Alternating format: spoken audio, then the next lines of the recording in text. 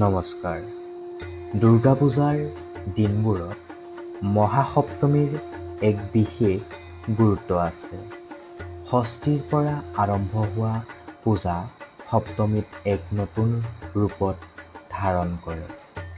এই দিনাই দেৱী দুৰ্গাক এক বিশেষ ৰূপত বিশেষভাৱে পূজা কৰা হয়। সপ্তমী মানে নৱপত্ৰিকাৰ পূজা। এই নৱপত্ৰিকা আখলে প্ৰকৃতিৰ শক্তি আৰু নৱজীৱনৰ প্ৰতীক।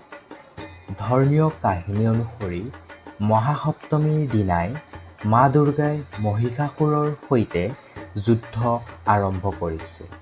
সেইবাবে এই দিনটোত মানে শক্তিৰ জাগৰণ, অশুভ শক্তিৰ বিৰুদ্ধে শুভ শক্তিৰ অভিযান। মহাসপ্তমী মানে হৈছে প্ৰকৃতিৰ নৱজীৱন। পূজা শক্তিৰ বন্দনা আৰু অশুভ শক্তিৰ বিৰুদ্ধে শুভ শক্তিৰ বিজয়ৰ আৰম্ভণি। আপোনালোকক মহাসপ্তমীৰ পূজাৰ বিশেষভাৱে শুভকামনা জনাইছোঁ। ধন্যবাদ।